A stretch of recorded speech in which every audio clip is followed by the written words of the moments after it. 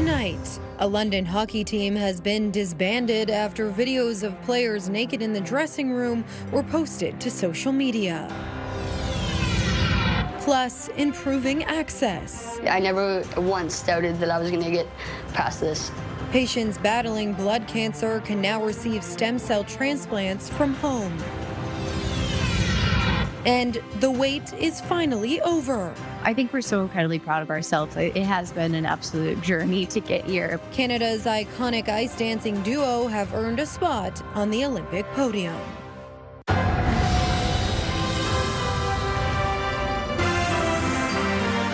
CTV News with Lauren Stallone. Good evening. Thank you for joining us. The provincial government has announced sweeping changes to support post-secondary institutions as they continue to face financial challenges. Billions in new funding has been announced, as well as an end to the 7-year tuition freeze. CTV's Siobhan Morris reports. An unfreezing of tuitions on campuses like this one, just one part of an overhaul of the cash flowing into a sector in a state of crisis. If we want Ontario to have a competitive workforce tomorrow, we need to strengthen our post-secondary institutions today. Colleges and universities had been leaning on higher international student tuitions. That pipeline has gone dry with federal visa changes. Ontario's pumping $6.4 billion more into the sector over 4 years. Skilled workers are needed more than ever, and this funding expands regional opportunities for learners and employers alike. Starting this fall, schools will be able to increase tuition by up to 2%. The money I make is just during the summer. It's only 4 months of work to make what tuition and housing in Toronto is already so expensive, so that's definitely an expense I don't think I could afford. I think it would be difficult for my family to afford personally, and I think it would be difficult for a lot of families to afford. The government calculates higher tuition will cost the average college student an extra $66 a year. For university, $170 more. There's a dramatic cut coming to grants through the Ontario Student Assistance Program, OSAP, leaning more heavily on loans than grants. It's a lot worse, you know.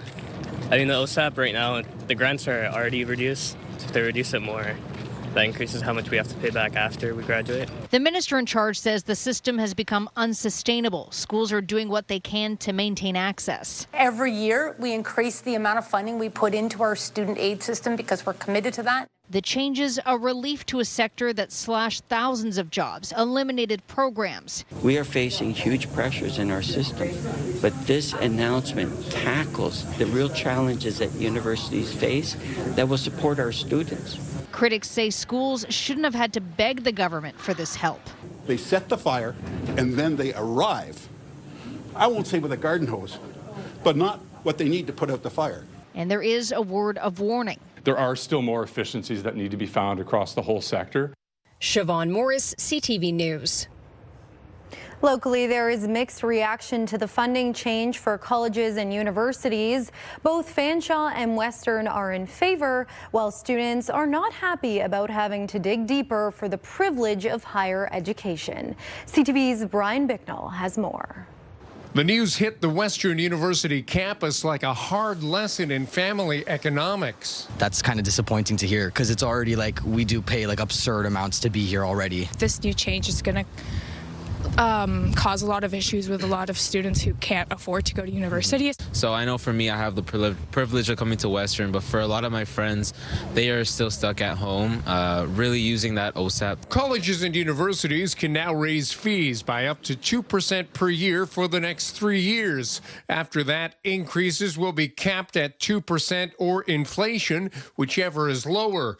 Further, the government is decreasing the proportion of student grants and will rely more heavily on loans. They can expect not only to pay more for their post-secondary education, but they're going to have to fund it on debt and look at graduating with higher levels of student debt. The government also announced it's investing an additional $6.4 billion in colleges and universities over 4 years. Western University President Alan Shepard issued a statement saying Western and peer universities do so much. through students, researchers, partnerships with communities and industries, strengthening economy, improving healthcare, protecting environment, making an impact. With these new investments, we'll be primed to do even more. The union representing faculty at Western hopes the funding leads to stability. We were experiencing death by 1,000 cuts in terms of staff losses and faculty contracts not being renewed and so on. And so seeing that the Ontario government is willing to invest more is a positive sign. Fanshawe College issued a statement saying it's encouraged by the investment. We're reviewing details to better understand its impact. The investment recognizes how integral our students, grads, and programs are for the strength of Ontario's economy. Brian Bicknell, CTV News. A London hockey team has been disbanded after reports that videos of players naked in the dressing room appeared on social media. CTV's Jerry Dewan has more. The president of Alliance Hockey has confirmed that a U15 team with the West London Minor Hockey Association has been disbanded. Larry Moreland says the team was dissolved after reports emerged indicating videos of naked players were taken in dressing room showers. Those reports allege the videos were posted on the social media platform Snapchat. The team plays out of the StarTech Community Center, but there's no word if that is where the alleged incident happened. 2 players were suspended and 3 coaches were handed an indefinite suspension pending a disciplinary hearing. West London Association President Tate Williamson posted on Facebook late Thursday afternoon saying they wouldn't comment further because the incident involves minors. The 2 suspended players will be subject to Hockey Canada's independent third-party process. In a statement, Hockey Canada Chief of Staff Jeremy Knight said the ITP does not investigate or adjudicate complaints, but it ensures that complaints are processed in a confidential, neutral, and procedurally fair manner. It continued, when a complaint has been accepted by the ITP, the Hockey Canada Maltreatment Complaint Management Policy enables the ITP to impose interim sanctions if deemed necessary. London Police also issued a statement saying the London Police Service is aware of a post circulating on social media involving a local boys hockey team. As the post relates to an ongoing investigation, there's no further information appropriate for release at this time. Moreland also noted that Hockey Canada has what is called the Rule of 2 policy, which stipulates that 2 screened adults must monitor the room or be immediately outside a propped open door. Hockey Canada policy also stipulates that no cell phones or cameras are allowed in dressing rooms. Jerry Dewan, CTV News. Good evening. Dealing with a wind chill across the area overnight, close to a -20. Through the late evening, still feeling close to a -10. So although temperatures coming up a bit this afternoon, close to where we should be for this time of year, still factoring in that wind chill. Temperatures across our region feeling a bit frigid on the hour. Satellite radar showing some snow showers coming downwind of Lake Huron today. They've been persistent in southern Huron County, making the move toward London. And you can see that flow coming off the lake, leaving a cloud sitting over the area. In terms of our forecast for tonight, high pressure will be building in and the cloud cover will start to break up. As we head into your weekend, temperatures will be on the milder side. We just have to get through tonight. Wind chills close to -20 through the overnight. By midnight, we're down to a -12. Stay with us. We'll have your local forecast coming up in just a few minutes. Lauren, back to you. Thanks, Julie. 8 people have been killed and 25 injured at the shootings at a school and home in a rural community in British Columbia. With more on the strength of the community, here's Andrew Johnson. Fresh tears near Tumbler Ridge Secondary School, where there is a steady stream of mourners determined to pay their respects, including BC Premier David Eby, who arrived in town last night. And Rick Patterson, who's lived here since 1983 and is one of the many trying to navigate their grief. I think it's just a day-by-day and moment-by-moment thing. For Patterson, the hardest part is feeling like the community failed its most vulnerable. There's no protection there for them. They thought they were in a safe place, and I thought they were in a safe place. Once a safe place, Tumbler Ridge Secondary is now the scene of a murder investigation. Police say the suspect, 18-year-old Jesse Van Rootselaar, murdered one teacher, 39-year-old Shanda Eviguana Durand, and 5 students there, and injured 27 others before turning the gun on herself. Among the victims, 13-year-old Ezekiel Schofield, 12-year-old Abol Mwansa, whose family online called him a brave kid with a bright future. 12-year-old Zoe Benoit is being remembered as a resilient, vibrant, and caring little girl. Also among those killed, 12-year-old Tikara Lampert, who friends say was a loving, courageous, and humorous girl who leaves behind 7 siblings. Their classmate, 12-year-old Kylie Smith, who was the light of her family's life, was also killed at the school. I let her off. I let her go to school with her brother Ethan in the morning, and I soaked in that moment watching them walk in the door together for whatever reason, and I didn't know it would be the last time they'd go to school together. Police say before going to the school, Van Rootselaar killed her 39-year-old mother, Jennifer Jacobs, and 11-year-old stepbrother, Emmett Jacobs, at their family home. Community members say the love from Canadians across the country is helping them feel less alone during these dark days. I love this place, I love this town, and now I love Canada even more because of what you have given to us. She is not the only person we've heard that from. In the town, people tell us has long been known as The Rock. A great description today for the strength of this community. Andrew Johnson, CTV News, Tumbler Ridge, BC. Police are still looking for a motive as questions are being asked about the 18-year-old shooter and the 2 firearms recovered at the school. CTV's Judy Trin has more. This is the home of the shooter, Jesse Van Rootselaar, and the starting point of the killing spree. The 18-year-old killed her mother, Jennifer Jacobs, and a younger brother. The RCMP say they were called to the house multiple times. We have a history of police attendance at the family residence.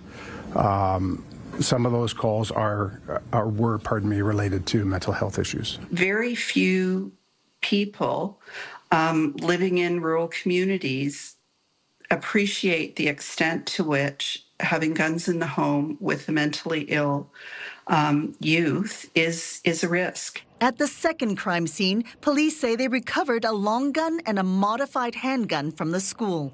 On Facebook, Strang posted this photo of 6 long guns in 2024. She wrote, "It's time to take them out for target practice." Police say they had previously seized the firearms, but later returned them to the owner. I can say that at a later point in time, the lawful owner of those firearms petitioned for those firearms to be returned. In cases where mental health issues arise, police can seize firearms and seek a court order preventing gun possession in the name of public safety. The question is, why was the prohibition application, which was begun by the seizure, why was that not followed through on? To get the guns returned, Strang would have had to go to court. Police have not said why they gave back the guns. This should be information that is readily available to the public, and it should be information that we can look at, because it's only with sort of that information can we see if mistakes were made. The RCMP say they're continuing to investigate these questions. Meanwhile, statistics show that there is a higher rate of violent crime involving guns in rural communities than in cities. Judy Trin, CTV News, Ottawa.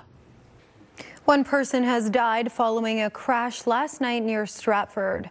Emergency crews were called to Perth Line 32 and Road 125 just before midnight for a 2-vehicle collision. Police say the driver of a pickup truck passed away and the other driver was taken to hospital with non-life-threatening injuries. A passenger suffered minor injuries. Police continue to investigate. A 29-year-old London man pled guilty today in connection with a multi-million-dollar drug and gun seizure. Nicholas Travis pled guilty to a total of 6 charges via Zoom from Collins Bay Institution. In November of 2024, a shooting incident at a home on Simcoe Street led London police to a North End apartment on Jacksway Crescent, where they found $2.4 million worth of fentanyl and a number of firearms, plus $37,000 in cash. In court, Travis pled to trafficking and possessing prohibited firearms. He is expected to be sentenced on May 1st. It's been a great snowmobile season across Ontario, but more snowmobiling means more fatalities than last year on the trails. Scott Miller has more on Snowmobile Safety Week. There is no question. This has been one of the longest and best snowmobiling seasons in the past decade. As we sit today, we have over 28,000 kilometers of trail available from all corners of the province. It's one of those seasons that is a little bit of a throwback to winters of old in Ontario. It's currently Snowmobile Safety Week in Ontario, a midwinter reminder about how to hit the trails and come home safe. 9 snowmobilers didn't make it home this winter, killed while driving their sleds. The most recent, the death of a 19-year-old on a trail near Milverton. Speed is usually a major factor on our collisions and injuries and deaths. So 50 kilometers an hour is the kind of the standard speed limit. And I know that people do exceed that limit. But when you do that, it actually puts you and others on the trail in a dangerous situation. Solden was out patrolling Huron County's snowmobile trails on Wednesday. He says of the 20 riders he stopped, everyone was riding safely. He recommends riders ensure they've got a solid helmet, proper insurance, a charged cell phone, and a full tank of gas before hitting the trails. Limiting speed and staying on the marked trails will increase your chances of avoiding a crash, he says. Safety is a shared responsibility, that we're all out there on the trails looking to have an enjoyable day. And that if we all keep to the right side of the trail, if we drive the proper speed, and if we respect our landowners and our volunteers, we're going to have a great day. And please make sure you're playing by the rules, and we'll likely see on the trail, we've got a very robust schedule for snowmobile patrol across the province. And I myself will be out again on Sunday, so you might bump into me if you're out there. Ontario's Snowmobile Safety Week runs from February 9th to the 16th. In Huron County, Scott Miller, CTV News. Patients battling aggressive forms of blood cancer and some other conditions now have additional access to stem cell transplants at home. CTV's Sean Irvin explains who will benefit. 2 years ago, Jackie Van Altina would have never imagined that she'd be confined to a hospital battling a life-threatening condition. The world traveler was in New Zealand after a 10-year career in the Royal Canadian Navy when she began to feel unwell. I was tired all the time. I couldn't breathe. I could barely go up a flight of stairs. Started coughing up blood. It did not take doctors in New Zealand long to diagnose the problem. They kind of put me in a room and said, you know, we have a diagnosis of leukemia. Jackie quickly returned to Canada, where doctors began a treatment regimen. Once specialists determined her cancer could not be brought under control with traditional treatments, she was referred to the blood and marrow transplant program at LHSC. Sadly, her immediate family was not a match. Until this past summer, that would have meant Jackie would need to head out of town for treatment if an unrelated donor match could not be found. So previously, we would have about 15 to 20 patients every year going to Princess Margaret Hospital in Toronto to receive a stem cell transplant. But Jackie received good news twice. Not only was the unrelated donor match located, but she was also given the chance to be the first to receive treatment in London. The innovation has opened the door for more patients battling life-threatening and life-altering conditions. Cancers like leukemia, lymphoma, myeloma, as well as some people who have inherited blood disorders or marrow failure disorders, such as severe aplastic anemia. Those patients would also need a donor transplant. The ability to treat people in London enhances patient care. Until now, 15 to 20 patients a year have been forced to leave loved ones as they fought. They do suffer from some mental health issues, financial issues, because they have to relocate to a different city, which sometimes can become very, very demanding for them as well. Depending on individual cases, long-term survival rates for blood and marrow stem cell transplants are between 60 and 70%. Jackie believes she is among the fortunate as she continues to regain strength. I never once doubted that I was going to get past this. In London, Sean Irvin, CTV News. Coming up after the break, we'll catch you up on the results from Milan and Canada's medal haul for the day. Plus, a Ukrainian athlete is ejected from the Games for wearing a helmet carrying a political message. The wait is over for Canada's ice dancing duo. Piper Gillies and Paul Poirier have climbed onto the Olympic podium after countless other titles and more than a decade skating together. As CTV's Heather Butts reports, the Olympians celebrated their win with the fans late into the night. Posing with their new hardware proudly hanging around their neck, Piper Gillis and Paul Poirier are finally Olympic medalists after 15 years skating together. I think we're so incredibly proud of ourselves. It has been an absolute journey to get here, but to be able to skate the way that we did yesterday and truly believe in ourselves and let the training kind of speak for itself was so incredibly memorable. The pair visibly overcome with emotion after the performance of their lives. It was all just a blur.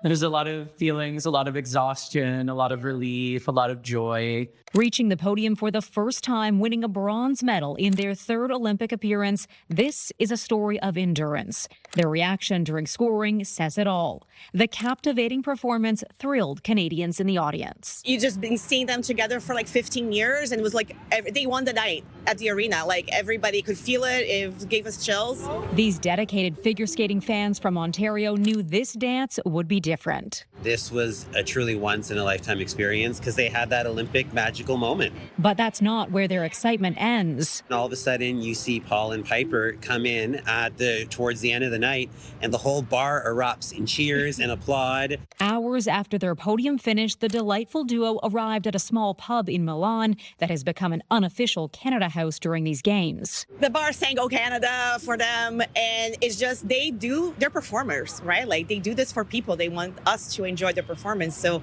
they're usually very thankful that we show that love back to them. After surviving ovarian cancer and mourning her mother's death from brain cancer, this performance was about perspective, not podiums. Third Olympic Games has just been a blessing. And, it's not something that everybody gets to do every single day. So we really kind of just changed our mindset and looked at, this opportunity that we have and kind of just let that, I guess, guide us. Leading them directly onto the Olympic podium. Heather Butts, CTV News, Milan. It was a big day for Team Canada at the Winter Olympics today. NHL stars playing for Canada were back on Olympic ice for the first time in 12 years. CTV's Scott Hurst now with all the wins in Italy. A big day in short track speed skating. Courtney Sareau won bronze in the women's 500-meter. This is her second medal of the Games. Sareau was part of the team that won silver in the mixed relay earlier in the week. 4 Olympic Games, 4 medals for a Canadian athlete known as the King. Very happy to win my 4th medal and 4 starts at the Olympic Games. Opening ceremony flag bearer Mikael Kingsbury landed back on the podium in Milano Cortina, a silver medal for the decorated Olympian. He finished with an identical score as the gold medalist, but lost the top spot through a tiebreaker. This one I worked really hard for, and it was a tough one to get. We will see Kingsbury again in the dual moguls event this weekend.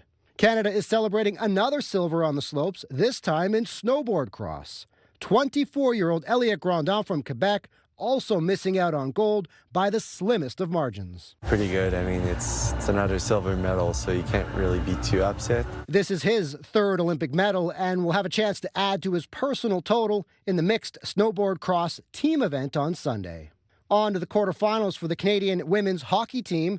The women beat Finland today 5-0 to close out their preliminary round with a record of 3-1. On the men's side, it was a relatively easy start to their Olympic program. The Canadian men won their opening match against Czechia 5-0. This is the first time we're seeing NHL players at the Olympic Games since Sochi 2014. The women's hockey team will begin the knockout round on Saturday. They'll face Germany in the quarterfinals. The men will be back on the ice tomorrow against Switzerland. Scott Hurst, CTV News, Toronto. Olympic organizers have disqualified a Ukrainian skeleton favorite over a helmet he wore depicting athletes and coaches killed in Ukraine's war with Russia. The athlete was kicked out of the competition this morning. CTV's Garrett Berry reports. A helmet of remembrance depicting fellow athletes and coaches that have been killed since Russia's invasion of Ukraine has been a political issue clouding Olympic officials in Milan all week. I said it for 3 days. I'm proud to have said it for 3 days because I'm proud of this organization. This morning, despite a last-minute effort to find a compromise, Vladislav Haraskevich refused to change course and was disqualified by sport officials. The IOC says wearing the helmet amounts to messaging or an expression, and while speaking in press conferences or outside venues is allowed, Expressions are banned in every case on the field of play. Once we start taking stands against wars and conflicts, there is no end. There is no end. And this leads into partly why we have these guidelines, is because if we start reflecting all of those conflicts in the world on the sporting field, there will be no sport. We asked 3 Canadian sliders during training runs today what they thought of the disqualification, and while they wished the athlete and Ukraine well, they said they were focused on their own competitions. Garrett Berry, CTV News, Milan. Julie Atchison joins me on the desk now. Julie, I'm a bit of a plant enthusiast. I'm not sure if that's what you call it exactly, but I have a lot of plants around the house, and they are in desperate need of some sunshine. As is everybody else. And in terms of soaking up some vitamin D, do we ever need it? This weekend it delivers with some nice breaks of sunshine. Your plants will be happy, I'm sure, as will you. If you are planning to do some outdoor activities this weekend, daytime highs are expected to be above freezing. And yes, we have some great weather if you are planning to do some traveling this weekend. -4 our high today, -7 our low. Comparing that with what's normal, temperatures close. It's getting cold though tonight, Lauren. It's going to be chilly temperature-wise overnight. Wind chills close to about -20. Now today, we had some persistent snow showers off Lake Huron. That wind coming downwind, generating cloud cover and on and off scattered flurries. That's going to shut down tonight as the winds ease off. High pressure will be building in, and the winds will come around to the southwest tomorrow. So tomorrow looks good, although temperatures will be cold first thing in the morning. We're going to recover by the afternoon with the forecast high about -1. As we look across Canada tonight, Western Canada has been soaking up some nice conditions, 5 to 8 degrees across the southern prairies and picking up a fair amount of sunshine. In the middle over the Great Lakes, we're still dealing with the cold and, yes, the persistent off-lake flurries.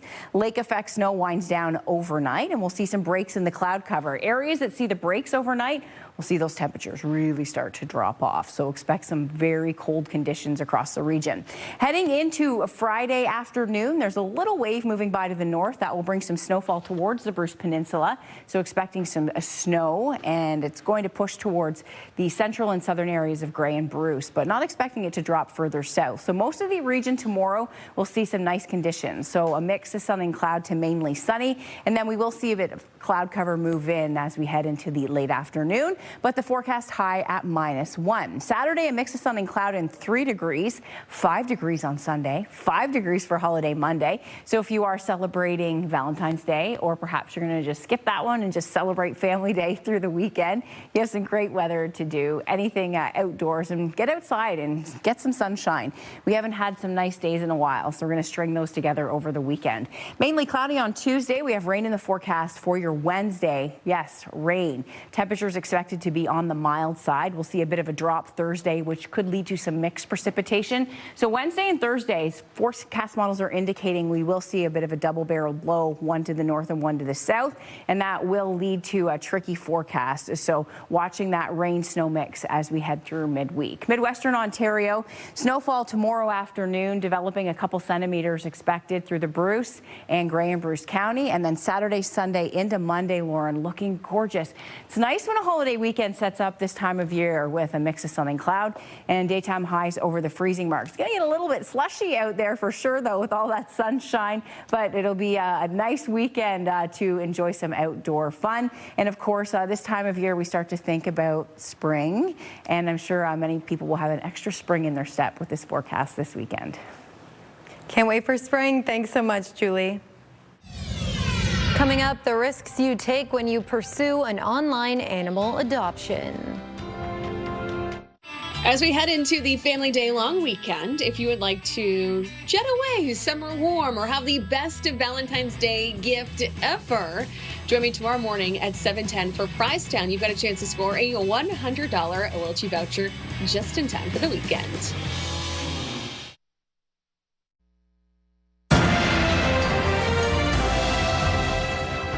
Nexstar Energy is celebrating a major production milestone in Windsor. The company has produced its 1 millionth battery cell since launching commercial operations in November 2025. Nexstar is Canada's first commercial-scale electric battery manufacturing facility. More than 1,300 employees have been hired so far, with over $5 billion invested in the project to date. Company officials say the milestone reflects rapid growth, advanced automation, and strict quality standards at the plant. It was also recently announced LG Energy Solution will acquire full ownership of Nexstar.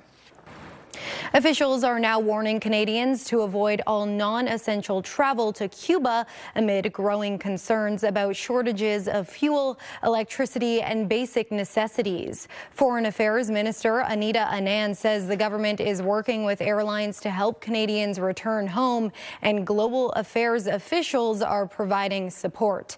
Air Canada, Air Transat, and WestJet have already suspended all flights to Cuba.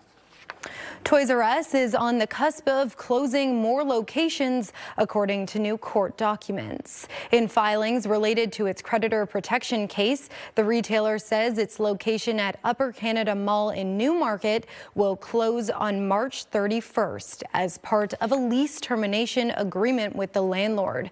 It also wants to close its store at the Niagara Penn Centre in St. Catharines, pending an upcoming creditor protection hearing. At least 53 Toys R Us stores have closed over the last 2 years. Pet adoption scams hit an all-time high during the pandemic when many people were stuck inside and looking for companionship. But even now, scammers are online collecting money for animals, and once they do, the pet never shows up. Here's CTV's Pat Foran.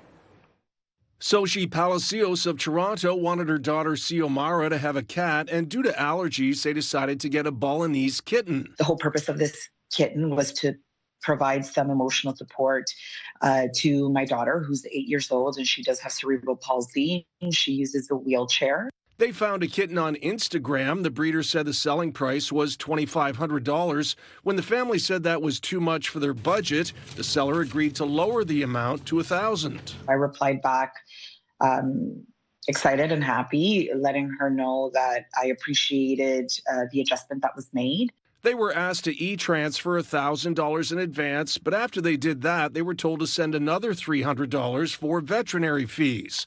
They said they'd pay it when they picked up the kitten. That's when all communication stopped. At this point, we got highly suspicious. There was no more email responses, and then they blocked me on Instagram. After she was blocked, Palacios realized it was a scam, and she was out her $1,000.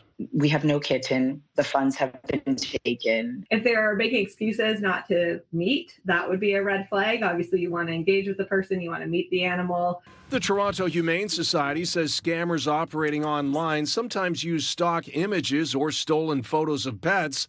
Before making a deposit, you'll want proof the pet is real. Is it a live photo? Is there a way to do a video call? Is there a way to get a video? Just to sort of verify that this is a living, actual being. Scammers may ask for money in advance, then tack on extra fees for insurance, shipping crates, or vaccines. You should be cautious if they won't meet in person, and all correspondence is online.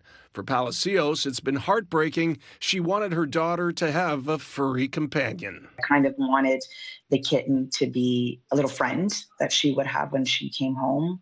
Pat Foran, CTV News. North American markets plunged today based on losses in the basic materials and technology sectors. In Toronto, the TSX lost 789 points, and in New York, the Dow dropped 669 and the Nasdaq fell 469. The Canadian dollar is down 0.17 of a cent, and on commodity markets, gold dropped $150 an ounce, and oil lost $1.79 a barrel. Later on CTV News, how a Muskoka cottage featured on Heated Rivalry has become a tourist magnet. A London man who was tragically injured in a hit-and-run incident that left him with traumatic brain injuries has passed away. Tristan Roby died on Saturday, and cremation and a funeral service have already taken place. His mother tells CTV News he succumbed to injuries from the accident, but he remains strong and an inspiration, saying it was his time and he is at peace. The family says anyone wishing to make a donation should consider Dale Brain Injury Services. Many years ago, a 5-year-old Toronto girl died of a brain tumor, but back then a foundation in her honor was born. Now it's marking its 25th anniversary with a new exhibit and new funding for research. Here's CTV's Pauline Chan. 25 portraits to match the years since Denise Bebenik started the foundation in Megan's honor. Photographs that are here show who I call our heroes. These are our kiddos who we've supported through the years and given the families the opportunity, the ones that sadly have passed away, to celebrate their children. They're calling it the 7% Gallery. As we celebrate the medical advancements in pediatric brain tumor research, understanding that only 7% of Canadian cancer research funds go to pediatric oncology. And given that brain tumors are the #1 cause of cancer-related death in children, we felt it was time to get this statistic under control. That figure is reflected in the 25 portraits, which are only 7% colorized. They show children, researchers, and Megan's Hug events, which have raised some $6.5 million for brain cancer research. Andrew Bondock talks about DIPG, the cancer Megan had, and the innovative ways they are developing to fight it by getting around the blood-brain barrier. It's called MRI-guided focused ultrasound. It's a technique by which we non-invasively open the blood-brain barrier transiently, so for only a limited amount of time, which allows the drugs to get in, and then it closes back up. And funding from the Megan Bebenik Foundation is already affecting patients' lives, like little Massimo, who was diagnosed with a brain tumor last year. Just said mama this past week. He's learning to walk. He's making huge strides in his development that would not have been possible but for the advancements made in research that were partially funded by MBF. Massimo's family is grateful, but say more must be done, and they hope to see everyone at the annual Megan's Hug event outside Sick Kids Hospital on Mother's Day. Pauline Chan, CTV News. The latest and greatest in the automotive world is on display in Toronto as the auto show returns for another year. The show is making its annual Toronto pit stop at the Metro Toronto Convention Centre starting this weekend. Enthusiasts will be able to check out the best 40 automakers have up for offer, including the latest on EV technology. A big win for Honda at the show. They grabbed the Canadian Car of the Year award. Unbelievably great feeling for a manufacturer, but winning it 2 years in a row is really something special. So thank you to AJAC for that.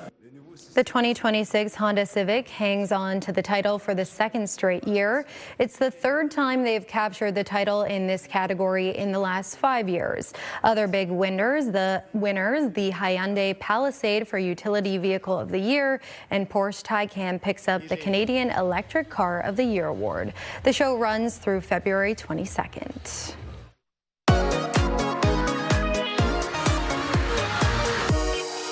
Hey there, it's time for your local list of events. We're joined by KP from Mornings on Virgin. KP, what's happening this weekend? So much. It's Valentine's Day, it's Family Day, we've got hockey. So let's kick things off with hockey. Downtown London, Canada Life plays Friday night. Puck drops at 7, of course. And that's going to be the London Knights taking on the Sault Ste. Marie Greyhounds. So it's going to be a really good game. All right, there is some music to be had in the Forest City this weekend. Tell us about who's playing and what's happening. Okay, so we have the best of Michael Bublé. This looks like a really fun orchestra-led night at the London Club. So get dressed up, go for a night out. It starts at 7:30, and it's bestofbuble.ca for ticket info there. We also have the Offspring coming to Canada Life Plays on Saturdays.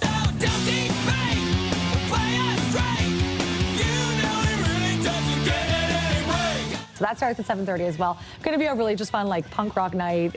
I'm so sure some nostalgia in there, too. So very excited for that. I love that. Okay, there are a couple local markets. Tell us about them. Some need those last-minute Valentine's Day treats. Friday night, definitely help you out at the upper level of the mezzanine of the Covent Garden Market. So they've got a huge local market. It's Love and Local. They're going to have a ton of makers there, everything you need from chocolates and sweets to handmade goodies, too. And then the next day at the Hellenic Center on Valentine's Day, they've got their big Valentine's Day market, and actually proceeds go to the Ronald McDonald House charities, too, so you can feel good about what you buy. Tons of local makers. They've got a Valentine's Day photo booth and everything you can imagine. So definitely check that one out, too. All right, if you haven't had a chance to get out and do some skiing and snowboarding, conditions are amazing at Buller Mountain. If you're not a big skier, though, there's a cool skate. Yeah, we've got Valentine's Day skate, actually 2 happening on Valentine's Day.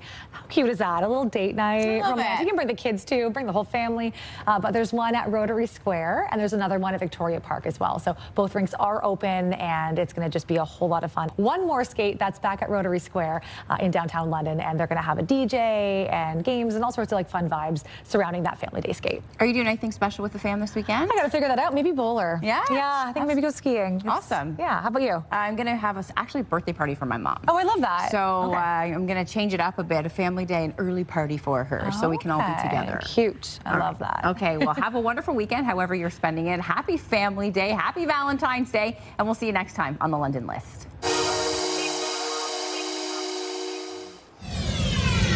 Tomorrow, taking it to the street, Londoners are set to march in honor of missing and murdered Indigenous women and girls as part of a national day of action.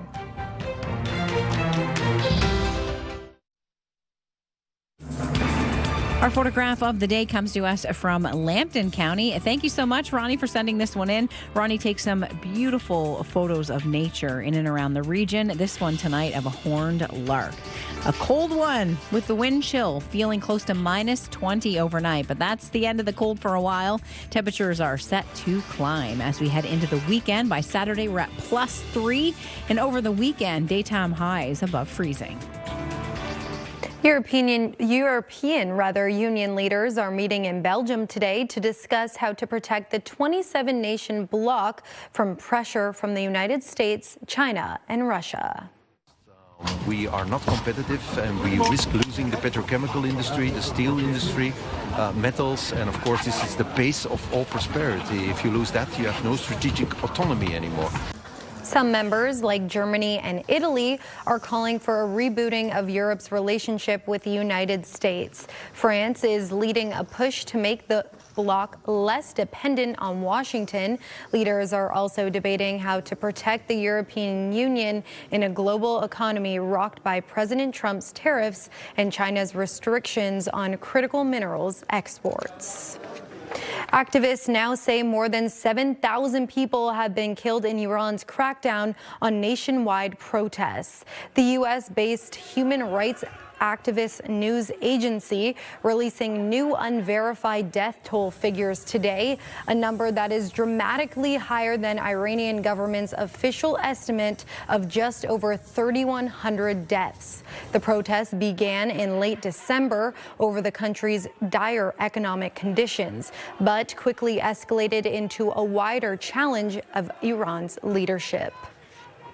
Potential cracks showing in the Trump administration's united front as 6 Republicans defied the White House, joining Democrats in voting against Trump's tariffs on Canada.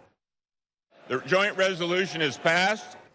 The Republican majority House voted 219 to 211 in favor of terminating the so-called fentanyl emergency that Trump invoked last year as a justification for imposing tariffs. While the vote revealed a growing opposition to the measures on Canada, it will likely prove to be symbolic, as it could ultimately be vetoed by the president. The Trump administration is ending the controversial immigration crackdown in Minnesota. I have proposed, and President Trump has concurred, that this surge operation conclude. The U.S. Border Czar says the enforcement operation over the past 2 months was a success, leaving Minnesota safer. Tom Homan says some U.S. personnel will remain until investigations are wrapped up. During the crackdown, the fatal shootings of 2 American citizens were caught on camera, sparking nationwide protests. I'm Sherry Flick, host of Weekend Spotlight, inviting you to join me on Saturday, Valentine's Day, 8 a.m. for a Valentine's-themed show. We'll share some fun little Valentine facts with you. We're going to talk jewelry with Gordon's Gold. Loretta's popping in. We will also talk romantic travel with Michelle from Ellison Travel, and some great events coming up. That and more this Saturday, 8 a.m. Talk to you then. It's an iconic location in the season finale of the hit Crave series Heated Rivalry. The cottage is located in Muskoka, and you might have the chance to rent it out yourself. CTV's Mike Lang has more. This is the Barlokin Cottage, known as The Cottage from the Heated Rivalry Season 1 finale, where lovers Shane and Ilya take their romance to the next level. You're not jealous, are you? No. Ilya, I'm gay. In the series, the cottage is in a remote location outside of Montreal. But in reality, the cottage is situated right off Lake Muskoka between Hudson's Point and Hemlock Point. It was designed by an amazing architect, and they decided to film there. And I think something that caught everyone's attention is people didn't realize worldwide that Muskoka has these beautiful places to stay. With 2,500 square feet, floor-to-ceiling glass walls, and wide-open lake views, the Barlokin's shift from seclusion to the spotlight has helped reinforce Muskoka as a top summer destination.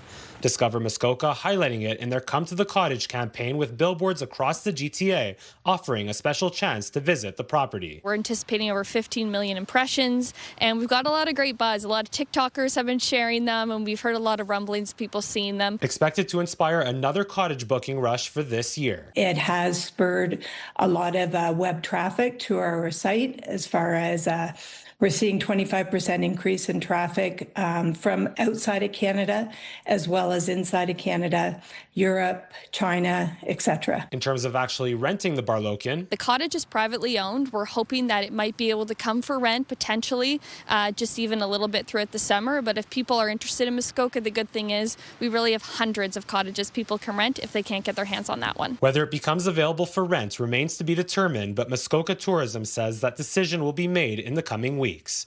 Mike Lang, CTV News. That's our time tonight. For your latest local updates, you can always head to our website. Our next newscast is at 11. We'll see you then. Thanks for watching. Have a good night.